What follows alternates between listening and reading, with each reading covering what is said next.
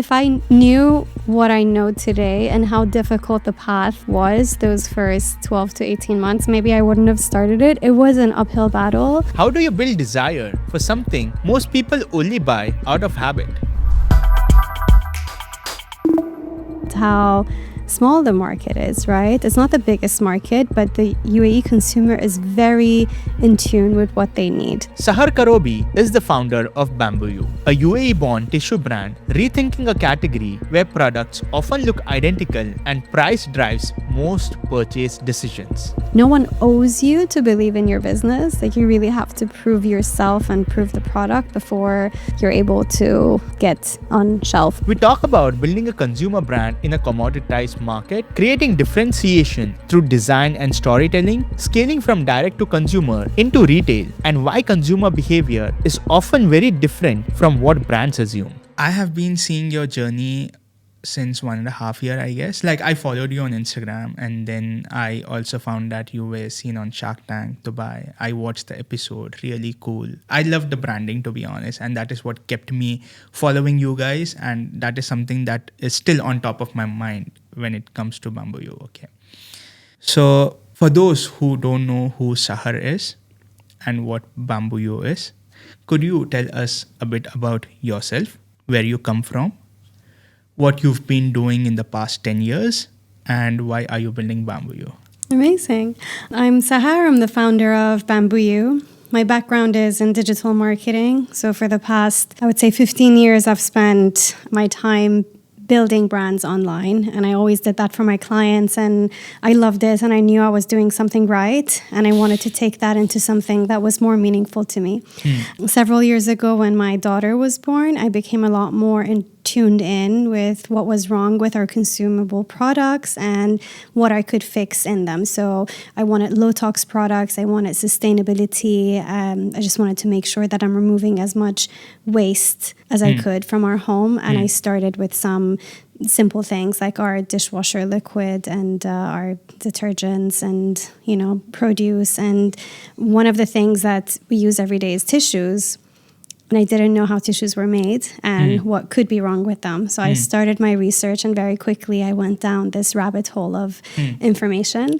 I found that standard tissues are made from tree pulp, and they contribute to 15% of global deforestation. They're also, because they come from trees, full of pesticides. They need to be treated to become softer.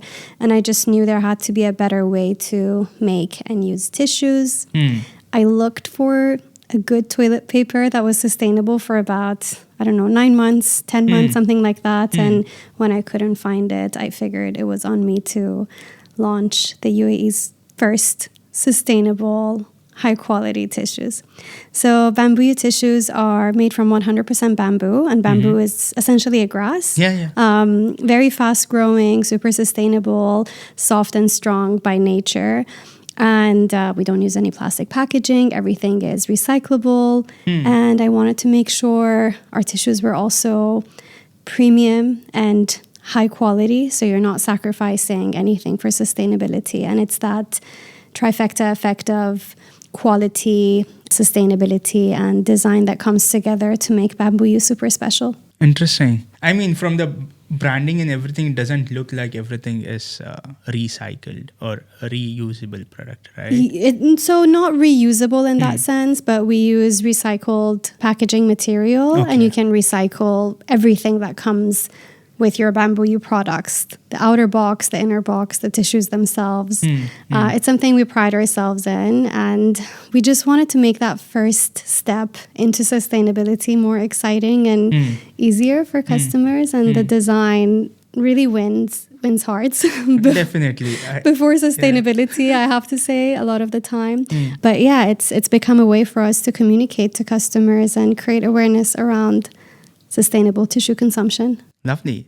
I mean, for someone to be starting a brand, tissue is one of the most commoditized categories in the world, right? I know you had you felt there's a gap for sustainable tissues, but at the same time, there's so much more that goes into kind of building that whole idea as a business. How were your first 3 months or 6 months in that case? So I have to go back maybe 6 months before we actually launched, because that's Okay. when the ideation and product development and everything came together. You're right. It's a very monopolized category. It's a very busy category as well. So today, if you go to any tissue aisle in a supermarket, there's tens of brands maybe. All of them look the same. All of them use the same raw material. And I was telling the story to someone else. My lack of experience in product design was the thing that really won the game for us. So it allowed me to look at our packaging very differently. So today, if you go to a very professional product designer, they would look at the product category and they would say customers need to feel like your product is recognizable within that category. So toilet paper or tissues should be white and blue. They should have something cottony, feathery to hint at the softness. Maybe it has an animal, and I just wanted all of that to be very different. So we kind of like broke the category trend. I also knew that I can't go into this industry with just the sustainability promise. Today, especially in our region, sustainability is not the first thing that comes to mind when it comes to choice of products. With tissues, customers generally look at price point, look at brands that they're familiar with, look at a bundle pack that they've generally used for decades maybe. And yeah, for us, we just had to do things very differently, from the shape of our boxes to the colors and patterns to the way we speak to the way we stay connected to our customers. So you mean to say standing out from the usual or what the masses are doing is the moat you guys had? Absolutely. And that continues to be, I think. Wasn't there a fact of fear that, there are a bunch of other people and let's say in a retail space, if I had to go and buy a tissue, I would go into a category where tissues are kept, let's say in a supermarket or any other place. I mean, for me, again, like I wouldn't think about it so much emotional. It's not something that you would think twice or thrice compared to any other brand that you are taking, right? If it's clothes or any other thing, you'll look if it's a lifestyle product and all of that. Weren't you scared that time? Like if I kind of derail the branding from what is already working for these big players, I wouldn't get where I want to be. No, but maybe naively no, right? Like if I knew what I know today and how difficult the path was those first 12 to 18 months, maybe I wouldn't have started it. It was an uphill battle. But, I think for us, one, we didn't go on shelf first. We started as a direct-to-consumer brand, and then quickly after that, e-commerce and then quick commerce. And because of that, we were able to do a lot more storytelling than brands do on shelf. So on shelf, you are really banking on customers being familiar with you or choosing you because you look familiar. When you're online, we have the founder's story, we have the local proposition, we have visual inspiration of how Bambuyu fits into your life. And those early days, word of mouth was really important. So any customer, I think it's very irresistible to see and try Bambuyu and not tell your friends about it.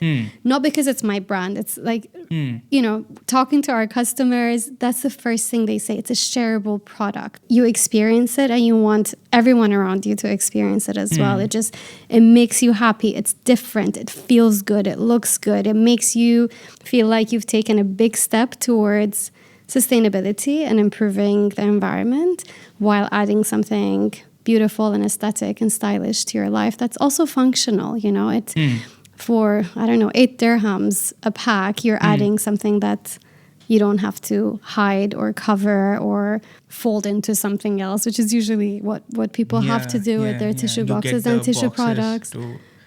You get a box to put a tissue box into. Yeah, so we've really removed that need. And I think as difficult as it was, those first months or the first couple of years. What was difficult? Building ourselves as a voice, I think, to give the brand that authority. Before we started recording, we were talking about how small the market is, right? It's not the biggest market, but the UAE consumer is very in tune with what they need. They're willing to pay for something that they put value on, but they need to find value in it.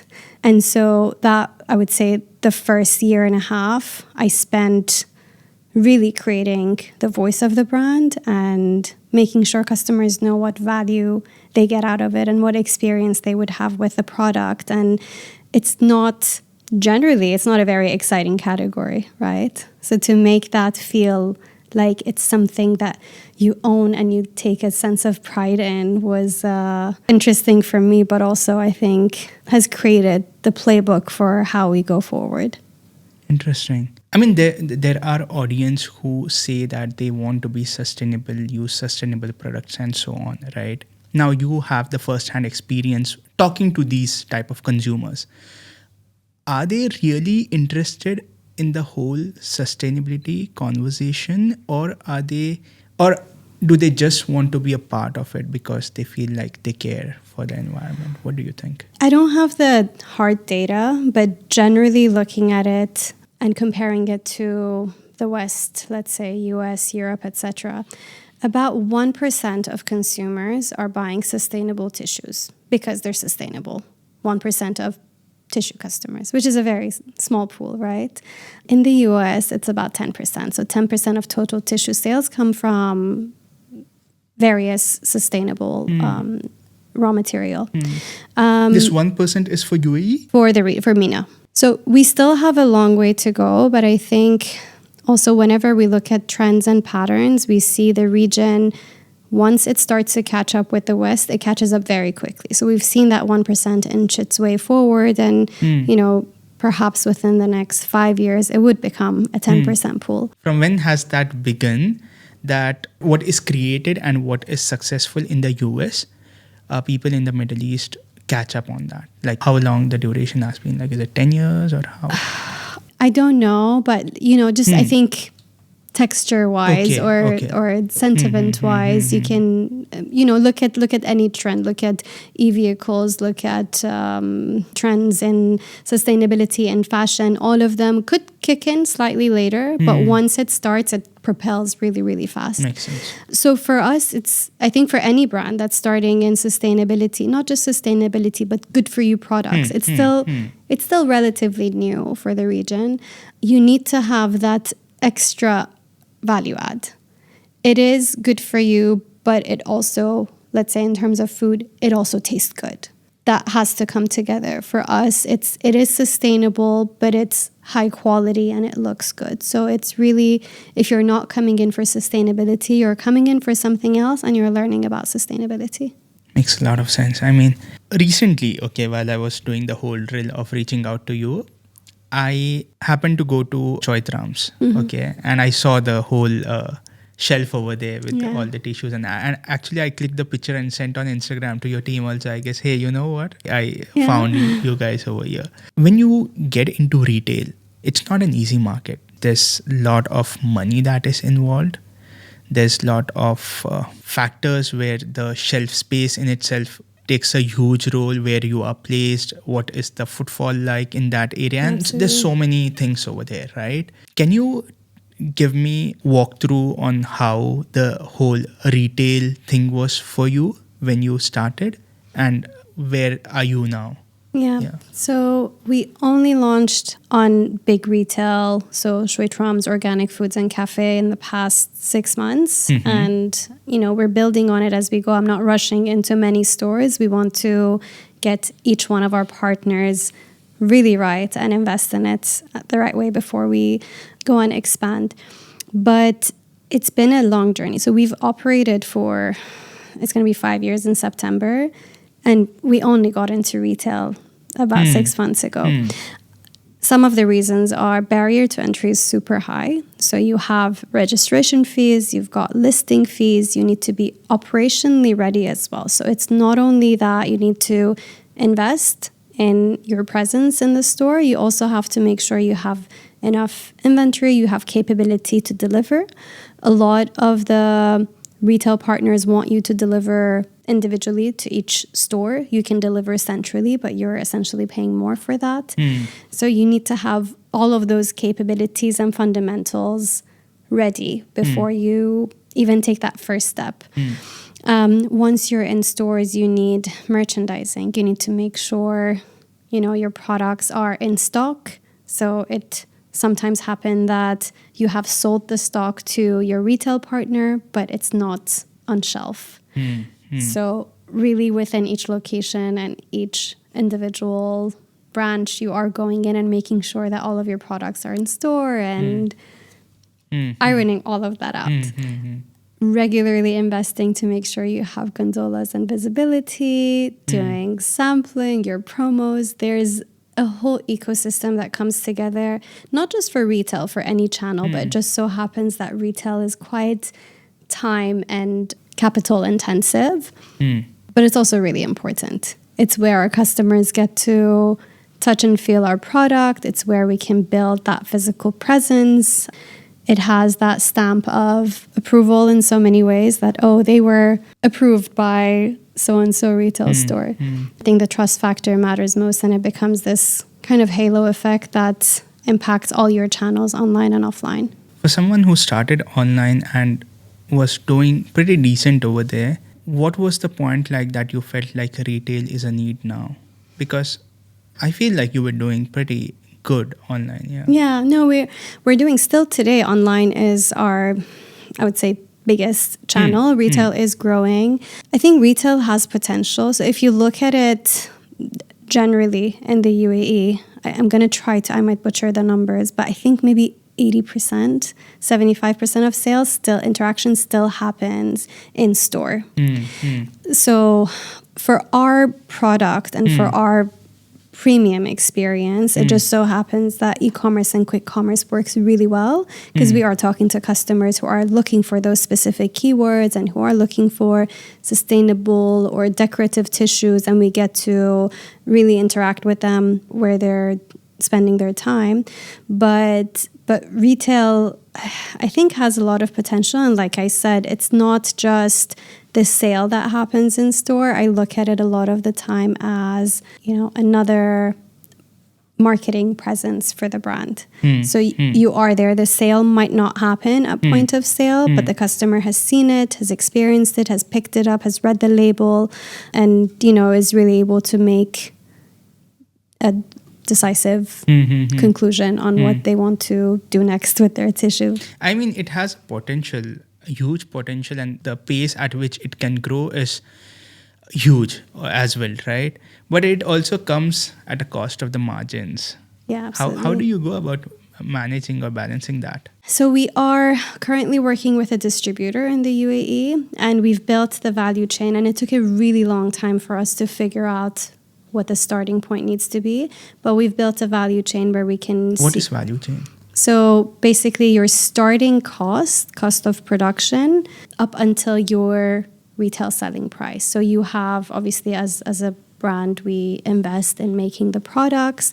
From there, we pay for freight and taxes, and then you're selling it to a distributor, and there's a selling price to them. From there, they are giving up, let's say, 20, 30, 40% to go on shelf with a retailer, and so on and so forth, until we build the retail selling price, which is the price that the customer pays. Okay. So we've made sure that along this value chain and along this journey, we maintain a margin that sustains the business and allows us to grow. And from there, we don't have to, obviously there's a threshold at which we're like, no, we can't get into this channel, or we can't do these activities because there's not enough margin. But I would say 98% of the time, because we've done the groundwork, we're able to operate equally well on direct-to-consumer versus a retail store. By the way, direct-to-consumer, as much as we think we're keeping our margins, you are investing heavily in growth marketing, right? Of course, so that's whatever I'm not spending on a rebate, I'm spending it on acquiring my own customers. So there's always that balance to look at. What channel has been helping you enormously? So from a direct channel perspective, Meta and Google, it's just, I would say that's your standards. We don't do TikTok well, but TikTok I know can be really powerful for brands. That's something that we're looking at this year. Again, it's one of those things that you look at your resources and your budget for us with our current position, it makes more sense to double down on these channels instead of spreading ourselves too thin.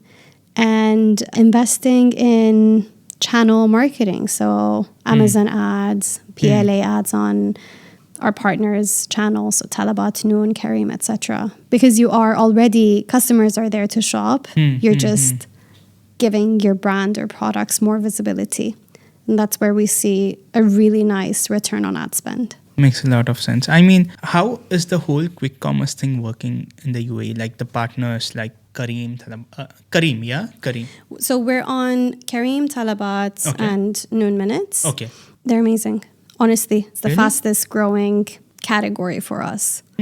So Amazon is Amazon, obviously. Yeah, I don't know, I was talking to a bike brand the other day and they were saying it might not be the right place for us to have our products on. And honestly, to me, everyone buys everything from Amazon. So barrier to entry is so low. From super premium products to budget products, everything is available. And I think it's a beautiful channel. But yeah, in terms of growth speed, I would say quick commerce is really the future.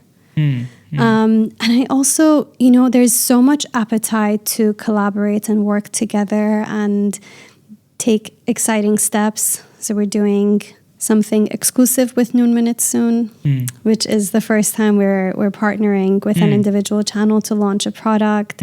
And the support for local channels or local brands, teams' availability to bounce ideas, and even when it comes to product development, we're able to see where the gaps are, get inspired, and create something super new for our UAE partners. So I think that should be the starting point. Our flow of channel launches was direct to consumer, Kipsons and Amazon, and then quick commerce. And that was really, I think that should be the playbook as well in terms of flexibility, ease of use, cost, operational support that you need internally. And then once you've tackled all of that, then I would look at retail. Interesting. Can you walk me through step-by-step process? Let's say you are selling well on your website and through Instagram and everything, but you want to tap into the quick commerce space. Let's say Noon Minutes. What goes in order for you to be listed there? And from after you get listed there, how long does it take for you to get your first order organically? So with quick commerce channels, it's a sell-in. It's a sell-out game as well, but it's essentially a sell-in to the channel game. So you're not selling individual products. These channels buy, let's say, quantities of 50, 100, 200, depends on your category, right? Thousands. And you deliver that in bulk, and that sells out when customers buy it. So you get paid on that first transaction with your partner, and then the customers buy it directly from these channels. What it takes to be listed is, I don't think you need to be a super established brand or product. You have to have something unique. You need to know what your unique proposition is, provide good margins to your partner. At the end of the game, everybody has to win, right? We want the customer to be able to buy it at an affordable price. You want the channel to win. Provide good margins to the partner. Who are you talking about here? Noon Minutes? Let's say, for example, right? Because you need to look at your relationship as a kind of triangle or a cycle. So if you're priced too high, the customer is not going to buy it from Noon, right? And Noon's not going to order from you again. So you need to have a price that relative to your competitors or products that they're used to makes sense, is justifiably at a premium or justifiably lower, etc. You need to make sure that you are, as a brand, able to make money, right? If you're if you're taking home 5% back and you've like that, obviously that doesn't sustain the business. And obviously the channel partner, quick commerce channel, needs to also make a margin on these experiences, right? And it depends on the category. Some categories require 40-50% margin. Other ones are 15. It really depends on what you operate in. Another thing I would say is let me take a few steps back. So when we launched, we only had a toilet paper product. So for I would say a year and a half, we only sold toilet paper in a pack of 12.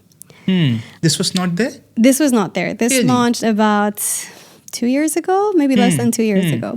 And when I would go to channels, obviously, when we were kind of... Why would you go with toilet papers at the beginning? It has the largest volume, just in terms of the category, the subcategory size, it is the largest. And personally, it was the product that I was looking for. So I was looking for a better toilet paper. And that's where it started. I would have started with a full catalog of toilets or tissue products, but you have a minimum order quantity every time you go into a production cycle. And so it depends on how much you want to invest. For me, I wanted to have a proof of concept before I expand the range. So it was just a toilet paper product. It was meant for direct to consumer. So I didn't need a nice retail pack or, customers could see the pictures online or on Instagram and then buy it directly. So when we started speaking with partners, both e-commerce and retail, I got the feedback that if you are selling this product, it can't come just in a pack of 12. It's very difficult to deliver a massive pack of, a heavy box of toilet rolls with a bike. Or if you're putting your product on shelf, how are customers going to experience the nice packaging or the experience of the single individual roll? So we had to go back to the drawing board and start creating retail packs, start building sellable products that were barcoded as single items rather than large packs. And so I would say the variety, as simple as it may sound, as unexciting as it is from a, let's say, branding perspective, you need to go back and create those fundamentals. So have the smallest sellable unit, have a retail pack that customers can buy once they've tried the single one, and have the larger bulk pack for, let's say, Amazon subscriptions, direct to consumer. So that was actually one of the first blockers when we started speaking to retailers, not having a retail ready product. Makes a lot of sense. I mean, that's the way to go, right? Can we go back to when you had appeared on Shark Tank Dubai? What went there? And just tell me and the audience what happened on the show. So first of all, there's a lot of preparation before you go on. I knew I was going on, I want to say 6 months before I actually appeared, maybe 3 months, I can't remember, but something in that range. So, I prepared our pitch deck. It was around the same time that we were going to fundraise for Bambuyu. So I was building the pitch deck anyways. And the last guest who was here was preparing his pitch video for Shark Tank. Oh, very cool. And he was recording it the same day, same evening. Amazing. Yeah, it's quite nerve-wracking. And I think it was the first time I had to summarize my entire business into 3 minutes. And that's really tricky, especially for, founder-operated businesses. There's so much love and story and passion. Like, I love doing podcasts because we get to deep dive on all those little challenges and my why. And you don't really get to do that if you're, if you're condensing everything into 3 minutes. So you have to be laser sharp. You have to have your numbers. And I have to say, for anyone that has the opportunity to go on, I think it's just such an amazing experience to see what does it boil down to? What excites investors? What excites you? What your vision is? Shortest format possible. And there's also the visual preparation of what you're surrounding yourself with once you're on stage. So we kind of created this massive retail shelf for Bambuyu, and it was gorgeous. I wish I had kept it. It's such a beautiful. It came out beautifully. And you go on. You have those 3 minutes to pitch. There's no re-recording, or if you interrupt yourself, it's there, it's on air. And then there's about, I think, 15 minutes of of Q&A and back and forth and negotiation. So I went on knowing already what valuation I was looking at. And I think that's the most important thing to go to investors with. Like at the end of the day, yes, receiving funding is good, but how much equity are you giving up? How do you get valuation for yourself? So it's a little bit tricky for early stage startups because you have, I think usually it's a 3x of your ARR. But because you're a startup and because you're growing so fast, so today's run rates will look very different to 3 months from now, you kind of add a bigger multiplier, or in my opinion, that could have been an amplifier. So when I went on Shark Tank, it was before we had launched our car tissues, which, it's our most popular product now. And we had so much trust in it. And I'm so glad we launched it. So we had just introduced them. It wasn't even available to buy yet. We had launched 2 other products. We had created retail formats that would have allowed us to get into Q-commerce and retail channels. So obviously all of those were cooked into what we believe the valuation would be at, and it was just really off. I got 2 offers from the sharks, which was amazing. You put them off. Why? Sorry, I unfortunately couldn't. As much as I'd love to, because it also is such an intimidating stage to be on, and you're thinking I'm walking away from money that could go into marketing and R&D, and it was just not the right moment and not the right valuation. And as it turned out, just 4 months after, we fundraised at the valuation that we were looking at. So it was the right decision. But like when people ask, how did you know you're going to walk away? I think when you know your valuation, it's very easy to walk away from it, right? It wasn't the negotiation. There was no negotiation. We had a couple of back and forths, and I felt like it was just so far from what we would have settled for, and it had to be a no. But I got really, really good advice that actually kind of guided our strategy in the months to follow that. I remember like one of the sharks, Amira Sajwani, she mentioned that the big players could easily undercut like startups, right? Because they have, first thing, budgets, huge budgets. Yeah. They have all the activations that is needed to overpower someone. How do you defend yourself during such situations? So I think there's a few things. One is the big players, they could launch a sustainable product, but they would really be shooting themselves in the leg because they're bringing so much attention to what their standard range is made from. So a big brand can't talk about deforestation the way we do, and can't create sustainability claims as much as we do because it just doesn't fit them. Absolutely, it doesn't fit the message. 2 is, honestly, I have nothing better to do than build my brand and build the brand voice and build that local proposition and do customer listening and create products that we have to read between the lines and figure out what's missing in the market a lot of the time.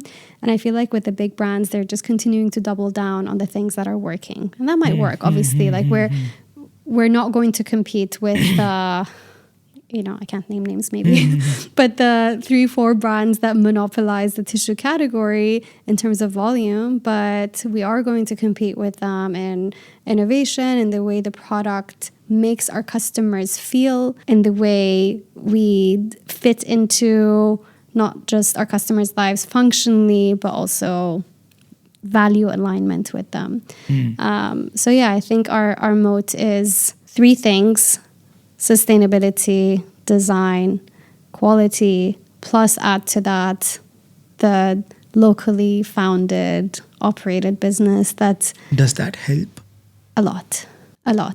There's so much, and I'm so grateful for it. There's a lot of trust and connection with the business because we are a business from the UAE, because there is someone who is liable for the decisions that are made for the business. Our customers can write to us on Instagram and email, and I'm able to get back to them instantly. We actually launched a couple of products that were customer initiated. So we genuinely take our customers' feedback so seriously, and we innovate from there. And I think that just gives customers so much more power and encouragement to be involved. And I genuinely feel, not I wouldn't say 100% of our customers, but a lot of our customers feel very invested in the business and in the success of Bambuyu. And it's not just our product. I think a lot of the local businesses that you speak with would probably say the same. And we make sure we are part of, everyday celebrations. We are in pop-ups and markets where our customers are at. So, I get to meet them in person. They get to experience the full range. We are at our customers' weddings and birthdays and bridal showers. And we're not just a tissue product. And I don't think a big brand can build that relationship. Interesting. I mean, the events and pop-ups, if they help, until what extent? I don't look at our events as a numbers driver. Okay. So any day we would sell more on our direct channel than we would at a pop-up, naturally, right? But we get to, I think it's the sentiment, it's like the perfume of the brand that gets to be present at these events, and being where our customers are shopping and talking to them and showing them what's new. So we were just at an amazing private pop-up, and we showcased 2 new products that we're launching that no one else has seen, and our customers get to see it first and put their names down on the list to receive it once it's available. And I think these can be really powerful. It's more of a community building angle than a numbers game. You do this very often? This year we have. What? This year we've done, I would say, 3-4 markets per month. No, per month. Yeah. And some of them are smaller, some of them are larger, some of them are like cafe pop-ups and wellness networks. And it's definitely something that's working. Absolutely. And, I think before I could, because it's also very time taxing to be physically available everywhere. Before I could make myself available, I would make sure to partner with businesses that, again, had the same kind of audience as us. So we would do sampling and goodie bags for like a yoga or Pilates network or a wellness day. And although we weren't maybe present with a stand and everything, our product was. And, those are really simple ways to be where you need to know your audience as well, but to be where your audience is. And that would be the seed of a future interaction or, an opportunity to be in someone's car and bag where before you wouldn't be able to be. If you had to give advice for someone who is starting in the FMCG space, what would it be? A lot of different things. Let's cover them one by one, maybe. Yeah, so one, I would say you don't have to create something that's completely new. I think a lot of people think of having a startup as completely revolutionary and you can be innovative. You don't have to invent something from scratch. You just have to find a gap that no one else has seen. So just make sure that you're able to see that. 2 is that you love it and you believe in it, because so many people won't, and rightfully so. It's quite insane to, leave a corporate job and start something from scratch, or leave the comfort of your home and invest everything you've had into something new. So I think you just have to have that absolutely insane conviction that this is going to work, and just put all your heart into it. And it's hard as it is. Imagine if you didn't like it. That would probably make it impossible. And, I think, especially in the CPG world, there is so much... Can you explain CPG? Sorry, consumer goods. Okay. So in the world of, we're considered a packaged good, but there's also food and beverages and so on. It's so easy to start as a direct-to-consumer and e-commerce and quick commerce brand that you don't need to jump into that shelf view immediately. I think that's, for me as well, when I first started, I thought I would feel validated once I'm on shelf. If this retailer accepts my product, then I've made it. And as it's turned out, we've made it before there's still a long way to go, but compared to the projections that I put, we have exceeded all of our markers before we even went on retail shelves. So I think it's amazing to have that, and it's important, but there's so much to do online before you have to overinvest in complexities of being retail available. And I would say finally have a network of people who understand the industry and are able to kind of show you the pitfalls that you don't really think about. Because for me, I come from a digital marketing background, and the operational side of product was never something that I was exposed to. And I would literally pick up the phone and call a friend of a friend who worked in operations or logistics, or one of our investors was actually someone that I reached out to initially because he had worked in the consumer world for so many years, and I just had a billion questions. And over a course of a year and a half, we went back and forth several times on what the brand needed to thrive, and the stars had aligned, and we were looking for investment, they were looking to invest, and it worked out that way. But really reach out to find a network. It could be people it could be friends of friends, it could be, there's a lot of like memberships and networks you can join that can be supportive, but you'll need, I definitely needed it. You mentioned about rejection also in our conversation when you go to, let's say, a supermarket or anywhere where you need a shelf space. And I know you have gotten a lot, but the ones that you haven't, how do you take that rejection? I have such thick skin now. It's it's like any other day. The startup woman. I'm very used to, I don't know, I guess. How has that changed over time? So much. So the first few conversations I had about Bambuyu, I would go in with, literally a backpack, products in my bag, a full presentation with, all the information that I could share. And 2 minutes through, the procurement manager would say, sorry, not for us now. And I'm like, no, but you haven't seen that. Like, you need to touch the tissues, you need to experience it. So I think it's like those first few meetings were a reality check on no one owes you to believe in your business. Like, you really have to prove yourself and prove the product before you're able to get on shelf or a digital shelf. So yeah, it was interesting. But I think now it's like, okay, that door has closed. We'll look for another one. There's always contingency plans. There's always plans B and C, and it's okay. And, I think when you go omni-channel, you also realize that different channels do different things for your product. And, there are ones that continue to be active over the summer.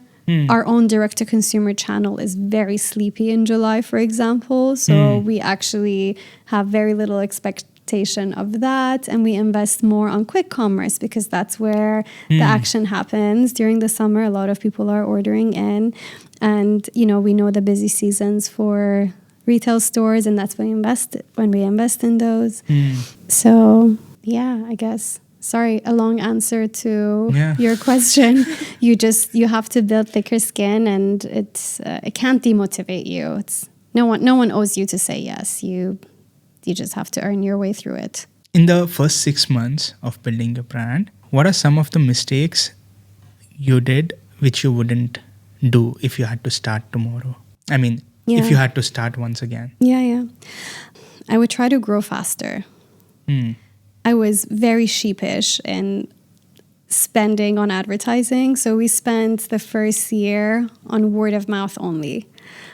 I didn't spend, I think I spent maybe $1,000 in like a whole year on Meta ads. And I wish I'd started sooner. I wish I had started Amazon sooner, because once we started, it just sparked and it was incredible. You wanted to go slow. What was the reason? My personality. I'm very risk averse. I'll tell you, I wanted to learn. I used that period as like proof of concept. I wanted to stay lean. I didn't want to hire anyone. I wanted to figure everything out on my own, which was good in so many ways, because once it came to not hiring immediately, but even engaging a freelancer or an agency or whatever, I knew what goes into every aspect of the business. And again, you were in marketing as well, right? Yeah, absolutely. And who to hire for, and what the business really needed. But also, it took us a good 9 months before we saw that, like, ooh, this is exciting, and we need to invest in it, and we need to go fast. And I think if you fuel it from the start, there's only one way to do it. You just have to do it. That's the only way you learn. So don't do as I did. I'm assuming you are a high agency person. I mean, most of the founders are. Do you also want your team to be that way? I think it's difficult to expect everyone to be your clones as much as we wish we could, because as a founder, you just have that hunch and heart and insight that you've worked with for so many years. But I've just learned that I need people who are ready to learn, who are flexible, who are very good at what they do, whatever it is, even if it's a junior role or a senior leadership, amazing at what they do. And you just have to trust that they do it their way and they get it done. And for me, if in terms of hiring, if it's a maybe, it's a no. So I know very, very quickly. I know within like 2 weeks if someone is right for the business or not, and just make a very quick decision based on that. If you had like 10,000 dirhams to spend tomorrow, would you put it into ads? Would you put it into product? Or would you put it into retail visibility? Ads, and I would put it on the channels that have the highest return on ad spend.